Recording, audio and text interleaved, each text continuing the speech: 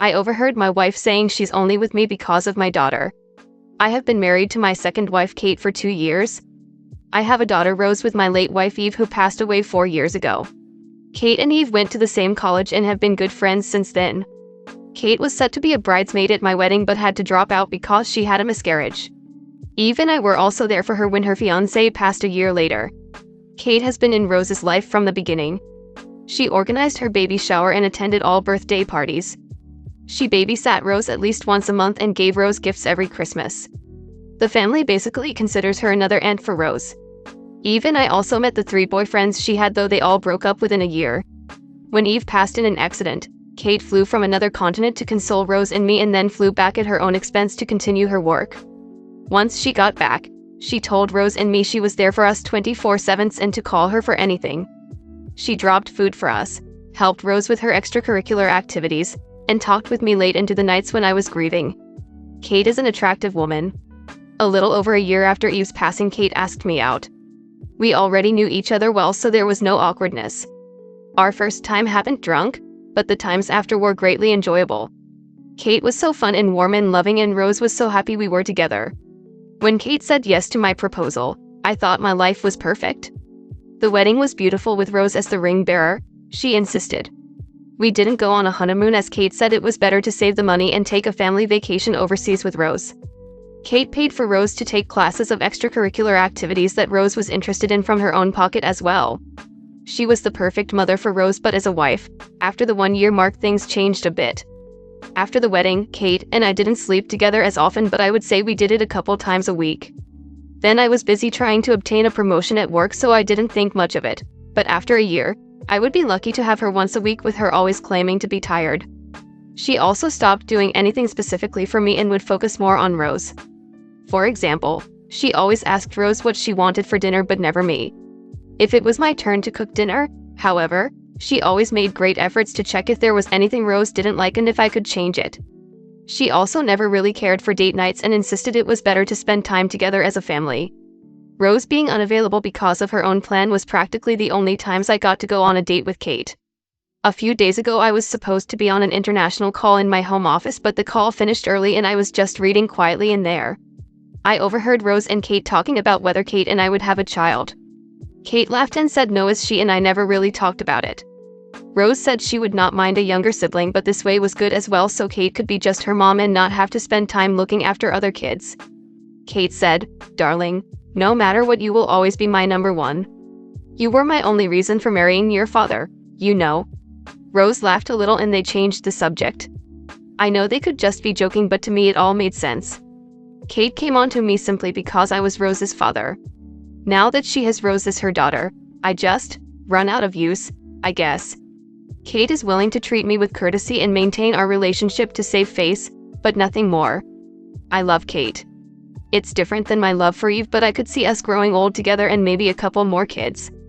I keep telling myself they were just joking around, but the fact that my wife could actually mean those words just make me cold all over. Comment? Exactly. Why do so many people need to be told they could have misunderstood or be overreacting and to talk to their spouse? Kate may have just been making Rose feel good about possibly never having a sibling. Maybe Kate doesn't want children. Did you not discuss that before you got married? Seems like an important topic. Also, I wonder if all the changes you are noticing in your relationship aren't real but things you've decided are a problem, since you heard Kate say that. You won't know unless you have an actual talk with your wife. He also said in the post after the wedding, Kate and I didn't sleep together as often, but I would say we did it a couple times a week. In my mind, a couple of times a week is pretty normal. I don't know how often they were having sex before the wedding, but a couple/few times a week sounds pretty good. They aren't kids, they have a 9 while living in the house with them. Doing it every day is not reasonable. Maybe he's comparing Kate to his first wife. Yeah, but you have to understand that short of him hearing it wrong, it's just a bad thing. He knows if he heard those specific words. Yes, he needs to talk to her about this, but that's only because you can't hide from bad stuff forever. No matter what, unless there is a really damn good explanation, then he will always feel she is just gaslighting him on their relationship. It's not very likely that this is a big nothing burger. The reality of this is why people will let something fester. Not being 100% certain is at least a chance that it could be all okay. The problem is that he sounds like 99% certain, so it gains him pretty much nothing. Oh, 100%? I'm not saying that he should jump straight to divorce just because he overheard part of a conversation. I'm also a bit surprised that OP and his wife seem to be on such different levels about having kids together. He seems to expect them while she told Rose absolutely not.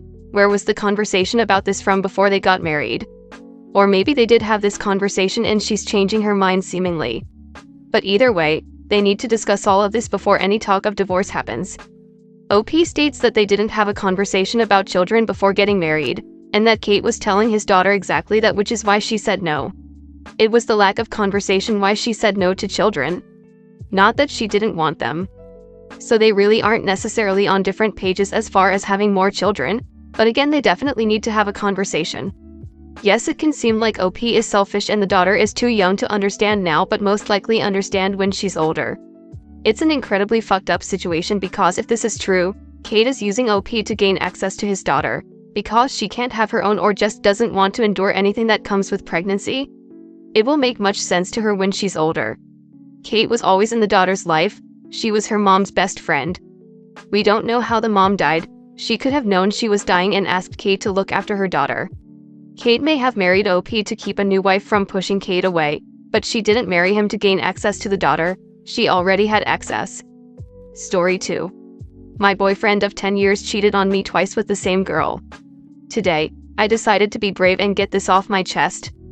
I feel like not talking about it would make me go crazy in the long run. Just know that this is the first time that I will share this with anyone. I decided to share this with strangers because I'm a firm believer that there are people close to you who pretend they care, but they actually don't, they just want the tea. The only people who knew about this were me, my boyfriend, and the third party.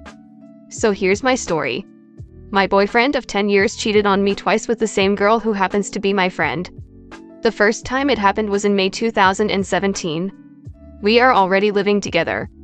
It was my best friend's birthday, and we were at her house. The third party was there, let's call her B. We had a good time. My BF, B, and I got drunk, especially me, because I have low alcohol tolerance. As far as I can remember, we all had a good time. The three of us went home together at around 3 a.m. On our way home, we stopped by a gasoline station because I was nauseous. They both accompanied me to the restroom and waited for me outside. I fast. It took me just a few minutes to finish my business. Since they were both waiting outside, I had an idea to give them a scare. I slowly opened the door, so it wouldn't make a noise and carry on. I saw them holding hands and saw my boyfriend give B a peck on the lips.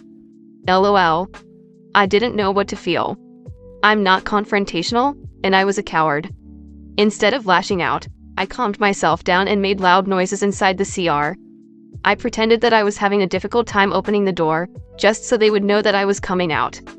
When I came out, they greeted me with a very sweet smile, and asked me if I was okay. I didn't respond. No words came out of my mouth that night. I just pretended that I was too drunk to speak. The next day, I confronted my boyfriend about what I saw, and he begged me to forgive him. He said he was drunk too and didn't know what he was doing. He told me he was ashamed, and that B didn't do anything wrong because he was the one who made the first move. After weeks of begging, I forgave him and apologized to B for what my BF did to her. She accepted it and told me that she was scared to tell me because I might take it the wrong way.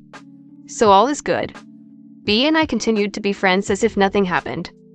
Fast forward to this year, January.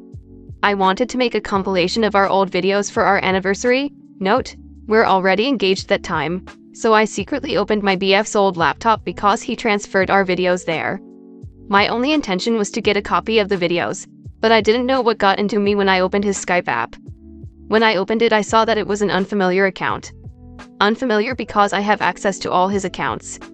The only message on the list was an unread message from B in 2019. The last message says, "Are you coming by later?" When I saw her name and message, I suddenly felt like someone had punched my stomach. I was shaking. I read all their messages and found out that that night in 2017, B was not harassed by my BF, it was actually a mutual thing. My BF asked her to blame it all on him and pretend that she was harassed. LOL, they made me a freaking. In 2019, they reconnected and FD each other many times in a span of 2 months.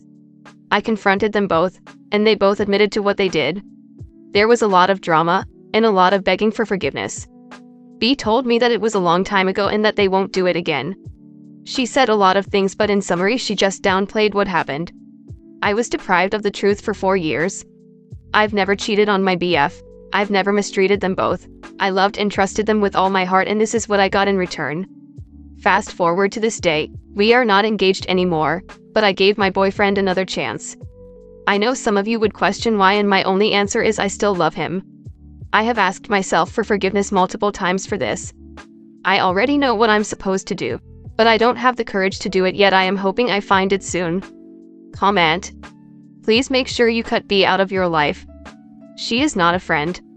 But also, you are not married, you don't have kids. I would cut your losses before you guys become even more entangled. The thing is, I would imagine this is just the tip of the iceberg in his cheating history. And I am so sure he will do it again in the future. He did it with your friend, got caught but gaslit you until thinking it didn't happen, and then continued to cheat. He only confessed because he got caught. He is not boyfriend material, let alone husband material. Please know your worth, and know you are worth so much more than that. Agreed. Cut him and be out of your life. I would never go after my friends' partners, and if any of their partners initiated anything with me, I would tell the friend right away. I'm so sorry you had to put up with this for so long. You deserve better, OP. You shouldn't have to worry that your friends are going after your significant other, and you shouldn't have to worry that your significant other isn't faithful. 10 years is a long time, but it's a sunk cost at this point. I personally think it's better to cut your losses and find someone that loves you and only you. Find someone that you know is faithful, that you can trust wholeheartedly, and loves you as much as you love them. Yeah, he made a separate account to contact this chick. If he was savvy enough to know to do that, he's probably savvy enough to know to delete evidence. Maybe he forgot this time. Point is, just because this is all you caught him doing does not mean this is all he has done. He could be cheating with someone else currently. He could be cheating with your friend currently. You cannot trust this person. Once is one thing.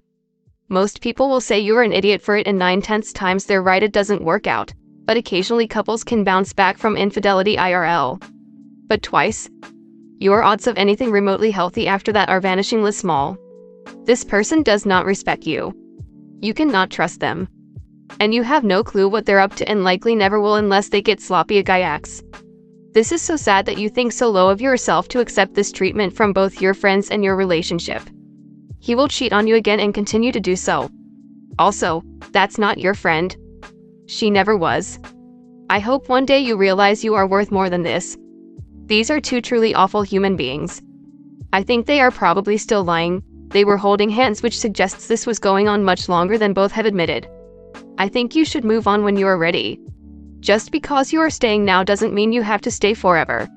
Get yourself in order, process your feelings, and then you can leave on your own timeline and on your own terms. I think you should find someone else. Preferably his best friend or brother or cousin or dad. Someone who, when he learns of your betrayal, he will be devastated. That's what I would do, but I'm vindictive.